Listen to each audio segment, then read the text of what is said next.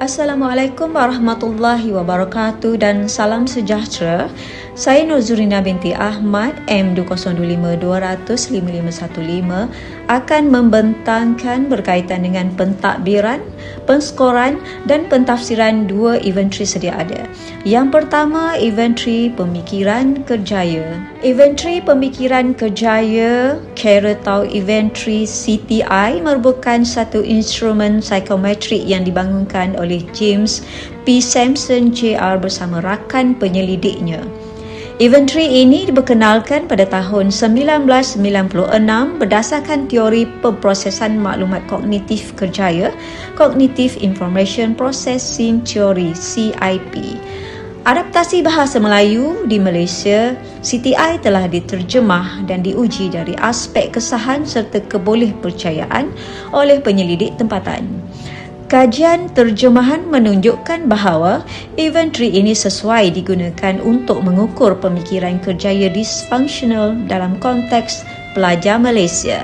Versi adaptasi bahasa Melayu mengandungi 48 item yang dibahagikan kepada 4 dimensi, manakala setiap dimensi diwakili dengan indikator masing-masing seperti di bawah ini. Yang pertama, ketidakpastian keputusan kerjaya mempunyai 3 indikator.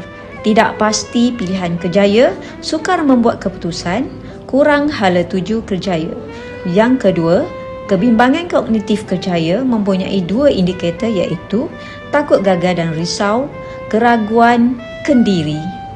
Yang ketiga, konflik pengaruh sosial kerjaya mempunyai 2 indikator iaitu tekanan keluarga atau rakan dan tekanan pencapaian. Yang keempat, divisi maklumat kerjaya mempunyai 2 indikator iaitu kurang pengetahuan pekerjaan dan salah faham kerjaya. Seterusnya, pentadbiran inventory pemikiran kerjaya. Cara pentadbiran seperti di bawah ini. Yang pertama, kaunselor memastikan suasana bilik dan keadaan klien adalah selesa dan kondusif. Yang kedua, kaunselor meminta klien mengisi maklumat yang diminta dan membaca arahan dengan teliti. Seterusnya, kaunselor membuka ruang untuk bertanya sekiranya klien tidak faham soalan yang hendak dijawab. Dan seterusnya, masa yang diperuntukkan tidak dinyatakan tetapi kebiasaan menjawab inventory adalah 20 minit hingga 30 minit. Seterusnya, penskoran inventory pemikiran kerjaya. Cara penskoran seperti di bawah. Yang pertama, kaunselor meminta klien memasukkan skala markah dalam borang jawapan. Contohnya S1 bagi soalan nombor 1 dan S4 bagi soalan nombor 4. Kemudian, kaunselor memastikan klien mengisi markah mengikut soalan yang betul berdasarkan borang markah mengikut dimensi dan indikator yang dinyatakan serta jumlahkan. Jumlah penskoran keseluruhan boleh ditambah setiap jumlah mengikut dimensi dan indikator untuk mengetahui pentafsiran secara umum. Pentafsiran umum inventory pemikiran kerjaya.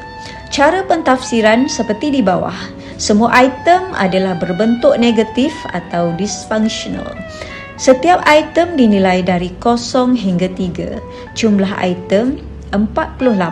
Skor minimum 0, manakala skor maksimum adalah 144. Bagi skor 0 hingga 48, tahap pemikiran kerjaya adalah positif atau stabil. Manakala 49 hingga 96, tahap pemikiran kerjaya sederhana mempunyai sedikit kekeliruan kerjaya, dan bagi skor 97 hingga 144,